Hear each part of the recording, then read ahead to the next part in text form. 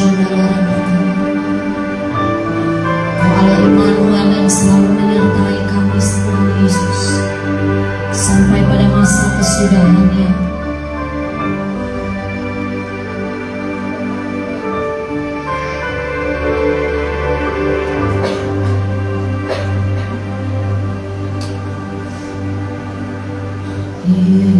Yesus lahir untuk kita, Raja damai, Kristus Tuhan, Juru Selamat dunia, turun ke dunia, kesukaan besar bagi kita.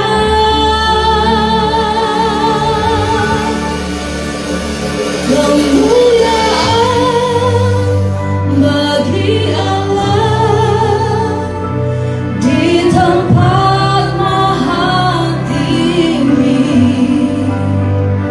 surga pun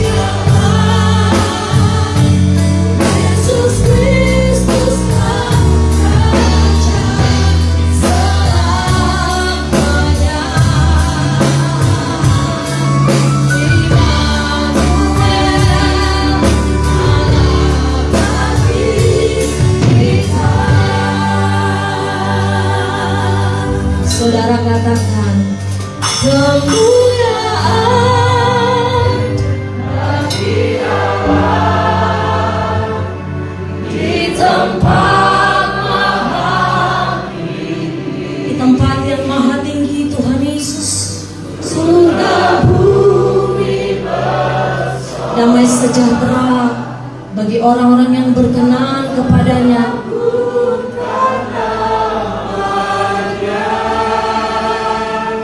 Kemuliaan bagi Allah, Yesus Kristuslah Raja selamanya. Immanuel, Immanuel, Allah bagi kita.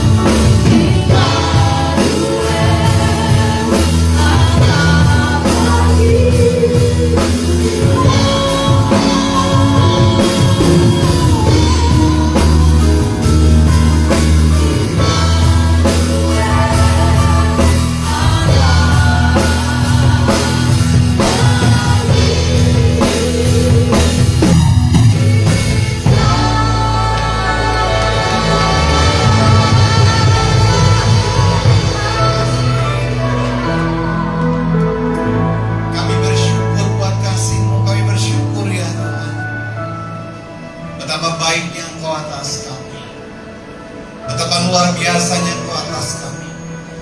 Kalau kami ada sampai saat ini, kami boleh berkata Eben Hesed, penyertaan-Mu luar biasa. Bukan hanya Engkau memampukan kami melewati Natal di tahun 2024, tahun 2025, sementara orang mengatakan itu sulit, tapi biarlah dalam Tuhan ada kemenangan, dalam Tuhan ada kepastian, dalam Tuhan ada jawaban, dalam Tuhan kami akan menang. Sampaikan isi hati-Mu, biarlah pesan Natal hari ini memberikan kami value ilahi. Kami dikuatkan, kami diteguhkan, dan kami dimampukan menampaki langkah-langkah kami bersama dengan Yesus yang memberikan kekuatan. Bapa berbicara, sampaikan isi hati-Mu. Dalam nama-Mu yang kudus, Yesus Allah yang hidup, Sang Putra Natal itu, kami berdoa dan mengucap syukur. Sama-sama kita berkata, tepuk tangan dulu bagi Allah kita. Haleluya. Silakan duduk Bapak Ibu, sahabatku yang dikasihi Tuhan Yesus Kristus. Shalom. Apa kabar? Alangkah indahnya kalau gereja tiap hari penuh ya. Iya. Saya melayani penjara beberapa kali dalam bulan ini, penjara penuh, gereja sepi. Ada fenomena apa ini? Nanti tanggal 26 saya ada di Cibinong sama Bapak kita juga. Terima kasih. Bilang kanan kirimu, hari ini hari yang luar biasa. Bilang kanan kirimu, ini Natal. Kalau Natal gak usah ingat-ingat masa lalu sudah berlalu. Ini Natal, Anda akan masuk dalam kemenangan yang luar biasa. Tepuk tangan bagi Allah kita, haleluya. Hari ini saya Natal 3 kali. Tadi pagi di Bekasi ada drama Natal, saudaraku. Orang melihat sambil ketawa-ketawa, tapi saya sungguh terpusuk hati saya. Jadi ada Natal yang temanya adalah berjaga-jaga. Terus ada drama seorang ibu yang hidup dengan sosialita, satu lagi seorang ibu yang penuh dengan dusta, seorang lagi yang penuh dengan kekhawatiran, dan seorang lagi yang suka lagi mencari alternatif untuk mencari kekayaan. Kitab kehidupan dibuka satu persatu, yang ini nggak masuk, yang ini nggak masuk, yang ini nggak masuk, hanya satu yang masuk. Orang ketawa karena pelakunya adalah lucu, cuma itu pukulan buat saya. Saya berpikir begini, Tuhan, jangan sampai aku di barisan yang tertolak. Amin. Saya cuma bilang begini, Tuhan, jangan sampai kita yang sering melakukan pelayanan Natal tertolak seperti mereka. Saya mau katakan, saudaraku, ibadah Natal bukan karena tradisi, ibadah Natal bukan karena kebiasaan, tapi ibadah Natal adalah berbicara perjumpaan kita dengan Tuhan. Amin. Ibadah Natal menyadarkan kita bahwa manusia itu jahat. Manusia itu penuh dengan dosa. Manusia itu penuh dengan kelupaan. Saya ditanya banyak orang, kenapa Yesus datang? Saudara jangan kira ya memang harus begitu prosesnya. No. Yesus datang karena dia tahu manusia itu jahat. Dan dia relakan dirinya untuk mempersatukan kembali yang jahat itu diganti dengan kemenangan. Untuk siapa Yesus datang? Dia begini-begini, yang kadang-kadang bikin dosa, yang kadang-kadang bikin salah. Bilang kanan kirimu, saya tidak mau berbuat dosa lagi. Bilang kanan kirimu, aku tidak mau main-main lagi. Natal ini Natal pertobatan, Natal ini Natal jawaban. Natal ini kita masuk dalam program yang baru. Tuhan dipermuliakan atas kehidupan saudara. Tepuk tangan bagi Allah kita. Haleluya. Amin. Ayo klik berikutnya. Pikirkanlah perkara-perkara yang di atas. Perkara yang di atas ini bukan berarti hanya melamun. Kita hidup berapa lama sih Bapak Ibu? Entah berapa? Ini ada adik-adik Brimob yang masih muda semua, tapi masih lama ini. Tapi yang rambut-rambut putih ini kayaknya sudah dekat-dekat semua ini. Enggak, siapapun kita pasti akan dipanggil Tuhan. Oh, bukan amin? Siapapun saudara pasti dipanggil Tuhan. Kalau untuk umur 90 tahun saja, yang ibu-ibu lihat saya, yang ibu-ibu dulu, bapak-bapak tundukkan kepala mengeningkan cipta. Untuk ibu-ibu sampai umur 90 tahun saja dia berdandan luar biasa. Hari ini istriku cantik sekali. Haleluya. Dia bilang stop, iyalah istrinya mah. Saudara ini kasih Tuhan Yesus Kristus. Untuk umur sampai 90 tahun saja manusia berusaha tampil prima. Betul nggak? Coba suami-suami angkat tangan. Pernah dihitung ongkos bedak yang dibeli? Untuk berdandan perlu banyak, betul nggak? Yang pria juga demikian. Untuk potong rambut saja milih tukang cukur. Betul?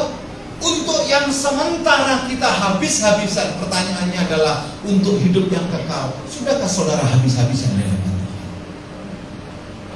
Mana aminnya? Ya.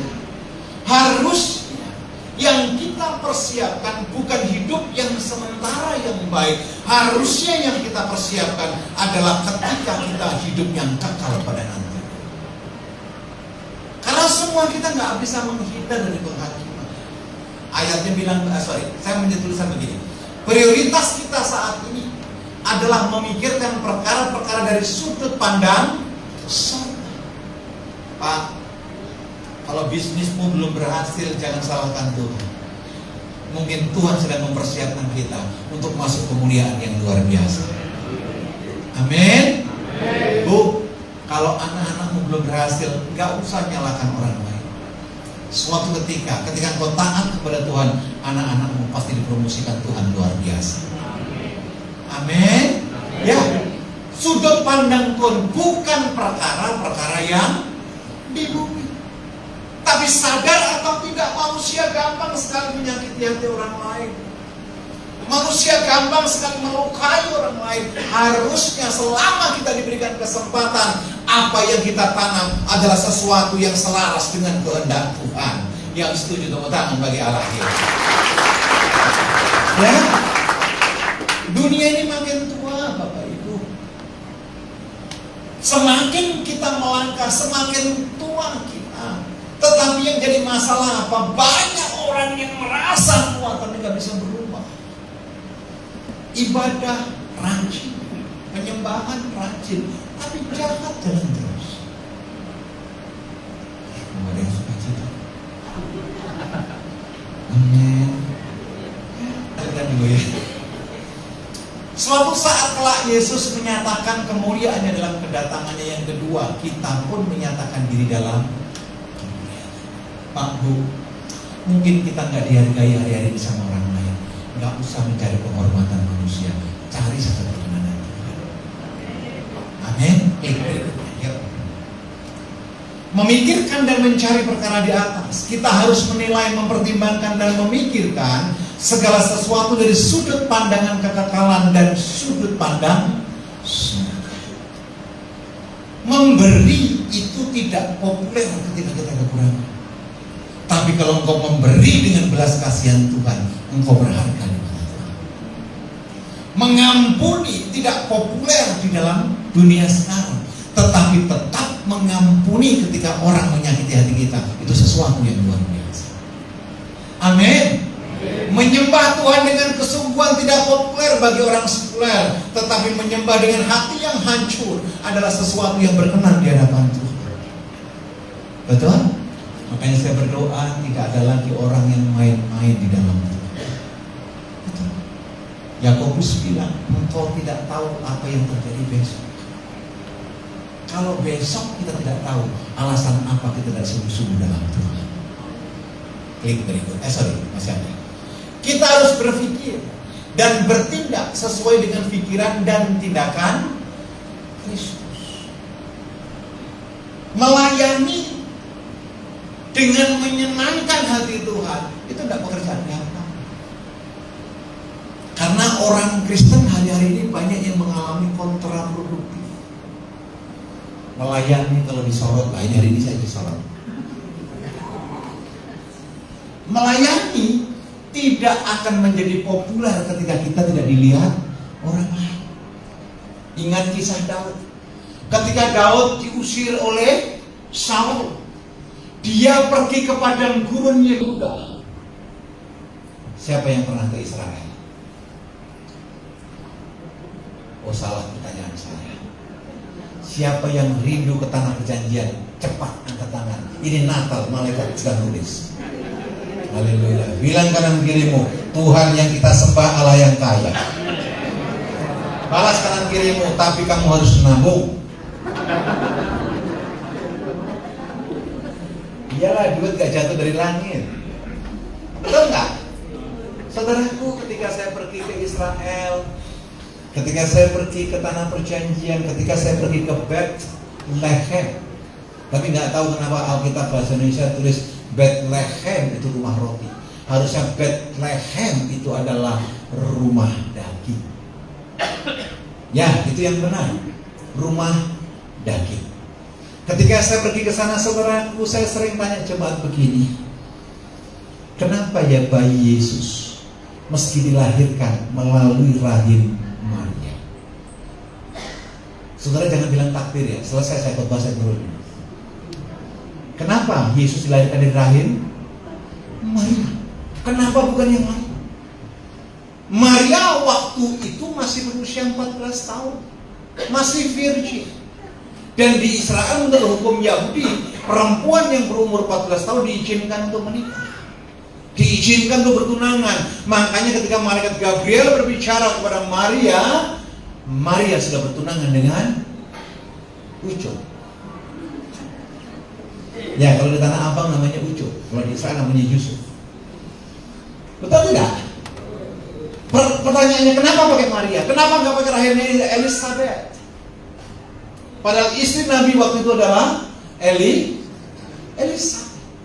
Ingat loh, Tuhan tidak berbicara kepada manusia 400 tahun. Sejak zaman Nabi Malayaki sampai ke zaman Nabi Sakaria, 400 tahun.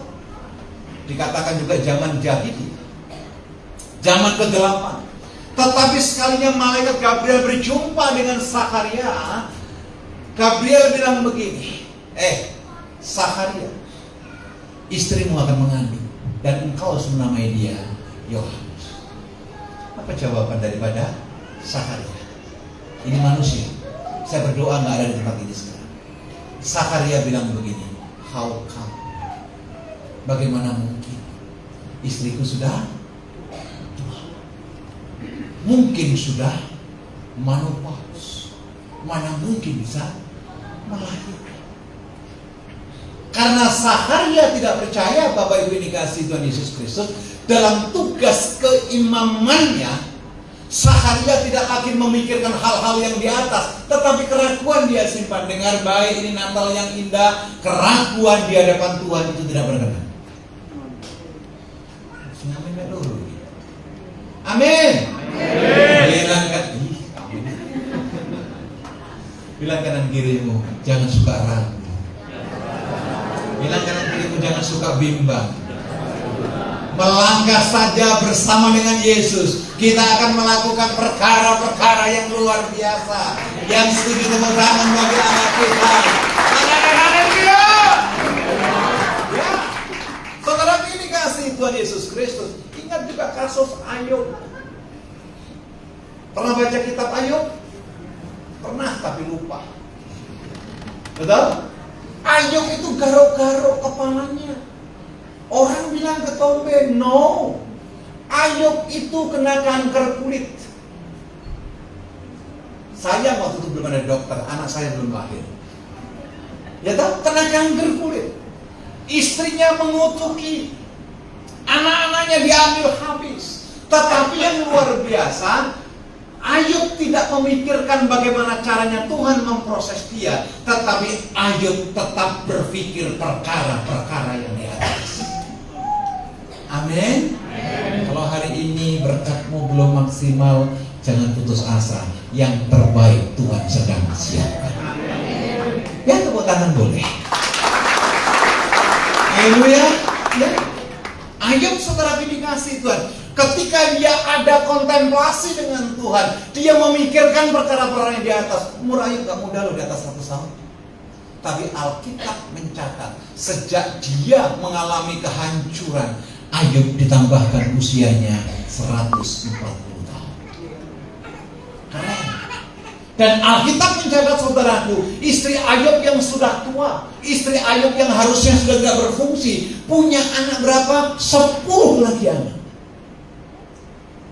Saya teringat dengan firman Tuhan yang berkata demikian, bagi manusia itu tidak mungkin, tapi bagi Tuhan itu mungkin.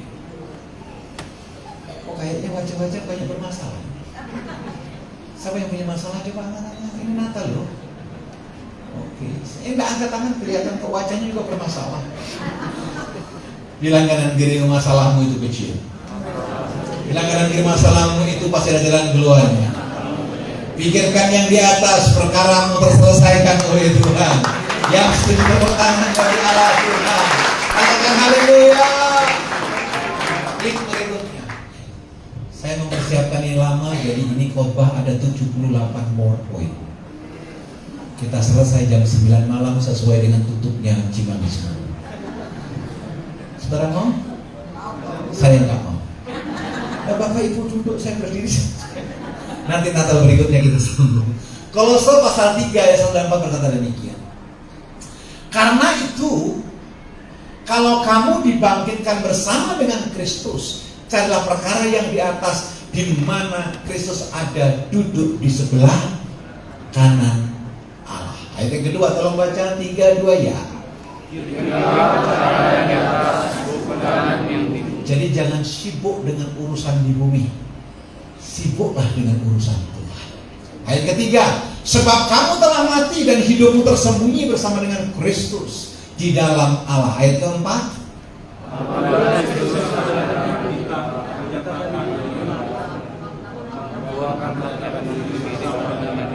amin. Coba lihat, yang adalah hidup kita menyatakan diri kelak. Yesus lahir, ya. Yesus mati, ya. Yesus bangkit, ya. Tapi nggak hanya bangkit, Dia duduk di sebelah kanan Allah Bapa. Saatnya nanti akan datang, Dia menjemput saudara dan saya. Sebab firman-Nya berkata demikian, di mana aku tinggal, di situ kamu juga tinggal. Amin. Di rumah Bapakku banyak tempat tinggal. Amin. Bila mana kita ada dalam kekalahan, ketika kita setia mengerjakan perkara-perkara yang di atas. Klik berikutnya. Tolong. Bagaimana supaya kita fokus kepada perkara yang di atas? Yang pertama, mempunyai hubungan yang intim dengan Tuhan. Melekat pada Tuhan, banyak berdoa, memuji, menyembah Tuhan. Hari ini banyak masalah, ya banyak masalah. Tapi ketika engkau meninggikan Tuhan, Allah adalah Tuhan yang sanggup menjawab lebih dari apa yang kau pikirkan dan doakan. Pak, Bu, gak ada ceritanya orang yang rajin ibadah bebas masalah. Betul tidak? Gak ada ceritanya sekalipun orang melayani Tuhan gak ada masalah. Termasuk yang bicara. Masalah selalu ada, dan masalah tidak bisa kita tolak. Bilang kanan kirimu, jangan tolak-tolak masalah. Masalah tidak untuk ditolak, masalah untuk kita hadapi bersama dengan Tuhan. Kita akan melakukan perkara-perkara yang luar biasa. Yang setuju tepuk tangan bagi Allah itu. Haleluya. Terus miliki kasih yang mula-mula. Pak, Bu, ini gampang dikhotbahkan, tapi tidak gampang dilakukan. Kalau saudara baca Alkitab dari Kejadian, dari kitab-kitab Torah sampai Perjanjian Baru, konklusinya cuma satu, Pak. Love. Yang kedua adalah sacrifice. Tanpa dua bahan ini, kekesanan mustahil. Betul? Ada nggak di gereja orang yang saling membenci? Ayo jawab. Ada nggak di gereja yang rajin ibadah saya ngomongin orang lain? Ada. Kok tambah kencang? Ada nggak di gereja ngomongin pendeta? Waduh, ini nggak enak. Yakin nggak enak ini. Bukan berkat Natal tapi ngomongin pendeta. Bilang kanan kiri bertobat, jangan ngomongin pendeta lagi. Ya. Terus yang berikutnya adalah melakukan kehendak Bapak. Pak, Bu, lihat saya sebentar. Tidak cukup percaya. Betul. Tetapi yang Tuhan mau percaya dan melakukan kehendak Bapa. Melakukan kehendak Bapa. Ini saya catat penting kenapa? Karena banyak orang bilang begini, yang penting saya percaya, Pak. Yang penting saya Kristen. Yang penting saya menerima Yesus. Kalau kita tidak melakukan kehendak Bapa, maka imanmu hanya ada di permukaan. Tapi kalau engkau melakukan kehendak Bapa, masalah boleh ada, pergumulan boleh ada, tapi Tuhan tetap setia menjaga saudara. Amin. Hidup dalam integritas, taat dan setia sampai akhir. Nah, kata taat ini yang sulit kita lakukan. Banyak orang taat ketika diberkati, banyak orang taat ketika berkelimpahan, banyak orang taat ketika keluarganya baik-baik, banyak orang taat ketika berkatnya melimpah, banyak orang taat ketika gerejanya ramai, banyak orang taat ketika semuanya berjalan dengan baik.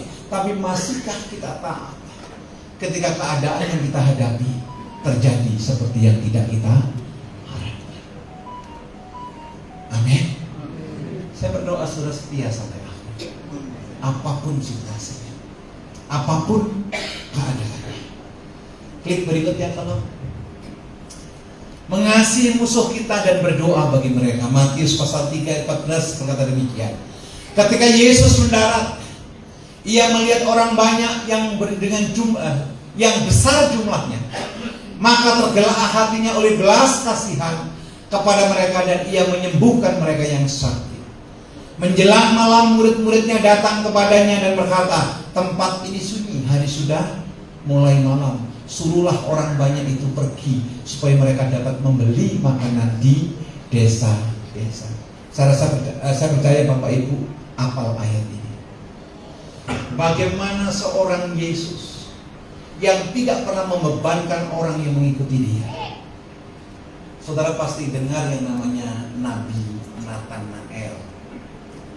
Nathan, ada namanya Nathan di sini. Nathan itu giver, El itu Elohim.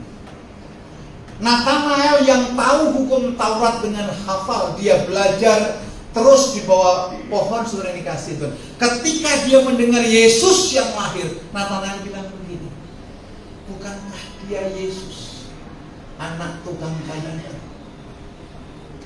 Betul? Apakah ini Yesus, orang Nazaret? Saudara bayangkan, karya dinyatakan luar biasa, tetapi apa? Tidak dianggap. Tetapi belas kasihan Tuhan itu dahsyat buat orang-orang yang mengikut dia. Saya ingat sekali ketika di Israel ada namanya Mensa Christi. Katakan sama saya, Mensa Christi. Apa Mensa Christi? Adalah meja perjamuan Tuhan. Yesus menampakkan diri kepada Petrus dan kepada murid-murid yang lain. Dan dia bertanya demikian, hai anakku, adakah lauk pauk yang ada padamu? Petrus menjawab, kami sudah menjala ikan semalam-malaman dan kami tidak mendapatkan ikan.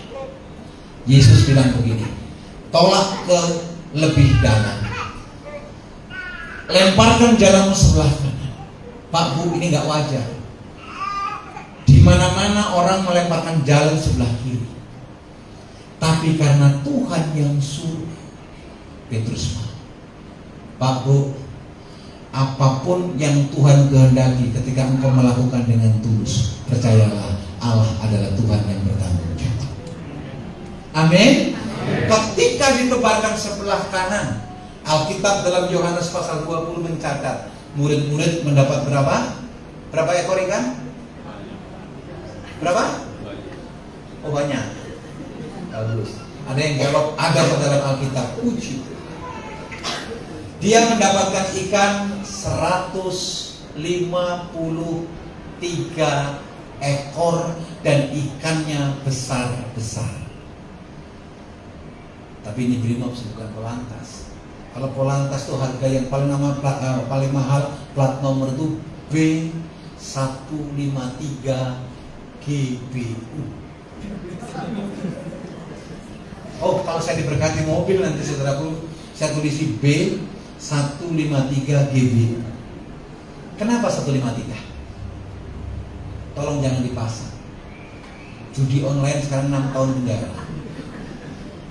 Kenapa 153? 153 itu adalah bahasa Ibrani, artinya adalah Ani Elohim. Katakan Ani Elohim. Himnya pakai ditukul sedikit lidahnya. Ani Elohim. Artinya apa? Akulah Tuhan. 153 adalah angka daripada Tuhan. Ani Elohim artinya apa? Kalau berkat daripada Tuhan, jalamu tidak akan koyak. Saya ngambil sedikit. Kalau berkat daripada Tuhan tidak akan membawa sengsara. Kalau berkat daripada Tuhan, hidupmu pasti mengalami damai sejahtera. Mazmur 127 berkata, hanya berkat yang datang daripada Tuhan yang membawa keselamatan. Yang setuju tepuk tangan bagi Allah kita. Amin. Klik berikutnya tolong. Yesus mengasihi manusia karena begitu besar kasih Allah akan dunia ini sehingga Ia telah mengaruniakan anaknya yang tunggal, supaya setiap orang yang percaya kepadanya tidak binasa, melainkan hidup beroleh hidup yang kekal. Yohanes 3:17 berkata, sebab Allah mengutus anaknya ke dalam dunia bukan untuk apa? Menghakimi dunia, melainkan untuk menyelamatkan dunia. Saya tutup dengan satu ayat. Tolong klik. Matius 24 ayat 42. Karena itu jagalah, sebab kamu tidak tahu pada hari mana Tuhanmu datang. Lupa, Natal bukan memperingati sebatas kelahiran, tapi Natal justru warning bahwa Yesus pasti datang menyebut saudara dan saya. Amin. Ini Natal bukan berbicara pakai baju baru, tapi Natal berbicara tentang perubahan yang takut akan Tuhan. Ingat loh, ketika Yesus lahir, ada sekelompok orang dari timur yang disebut orang-orang Persia, yaitu orang-orang Majus. Dia datang dari jauh menemui Herodes bilang begini, di manakah bayi itu dilahirkan? Di mana raja itu dilahirkan? Saya mau menyembah dia. Herodian itu mewakili orang-orang kaya, orang-orang mapan, tapi hidupnya dipenuhi dengan apa? Kekhawatiran. Herodes tidak mau menyembah Yesus, tetapi Herodes takut kalau kekuasaannya direbut oleh raja itu. Artinya apa? Herodes hidup dengan kepura-puraan. Yang kedua, ada ahli-ahli Taurat. Orang-orang yang tahu firman nubuatan kitab Mika, Yesaya segala macam, dia tahu. Tetapi ketika orang Majus memberitahukan kelahiran, seolah-olah dia kaget. Seolah-olah dia mencari di mana bayi itu lahir. Pak, Bu, kekristenan tidak boleh kita berbicara pura-pura. Kekristenan harus berbicara tentang kesungguhan. Amin. Yang ketiga, ada para gembala di padang Efrata. Ketika malaikat Gabriel telah lahir bagimu raja, mereka pergi ke Bethlehem. Dia mencari Tuhan. Tetapi yang luar biasa, di antara semua gembala yang hadir, tidak ada satupun yang membawa hadiah buat Yesus. Ingat hukum Taurat, jangan pernah datang kepada Tuhan dengan tangan yang hampa. Amin. Tapi ada orang yang belum percaya Tuhan, belum pernah baca kitab, yaitu orang-orang Majus. Dia datang dari jauh, 4 bulan perjalanannya. Itu bukan 3 orang Majus, itu 3 raja orang Majus. 1 raja dikawal oleh 1 batalion tentara. Berarti kalau 3 raja, berarti 3 batalion mengawal orang-orang Majus. Ketika dia berjumpa dengan Yesus, dia buka bekalnya.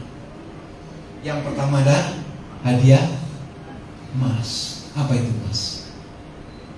Bukan emas Jawa loh ini. Kalau emas Jawa bisa jual bakso segala macam. Itu emas. Tapi emas dibuka, semua kekayaan, kehebatan, pencapaian, harta benda di dalam Yesus hanya ditaruh di bawah kaki Yesus. Jangan pernah merasa bangga dengan kehebatan kita. Jangan merasa bangga dengan kekayaan kita, karena tanpa Tuhan semuanya itu hampa. Amin. Yang kedua, dia buka hadiah yang namanya apa? Kemenyan. Kemenyan ini adalah aroma kematian. Coba deh lihat. Kalau saudara pergi ke Israel, saudara sampai sekarang, yang namanya Bethlehem, namanya Kalvari, namanya Golgota, yang namanya Holy Sepulchre, itu semuanya bau kemenyan. Berbicara kematian. Saudara bayangkan bayi yang belum putus pusarnya dikasih hadiah apa? Kemenyan.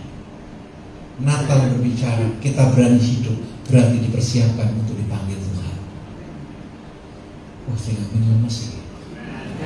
Amin. Yang ketiga, hadiahnya apa? Mur. Ini bukan mur banget. Zaman Yesus belum ada bengkel. Ini mur adalah minyak balsam. Yusuf Arimatea minta supaya mayat Yesus diturunkan. Sebelum dikuburkan, saudara dikasih Tuhan Yesus Kristus, mayat Yesus dibaringkan dan itu dibalsami sebelum dia dimasukkan dalam kubur milik Yusuf Arimatea. Balsam untuk kematian. Ingat loh, bayi yang masih merah itu dikasih hadiah apa? Mur, sebagai persiapan untuk kematian.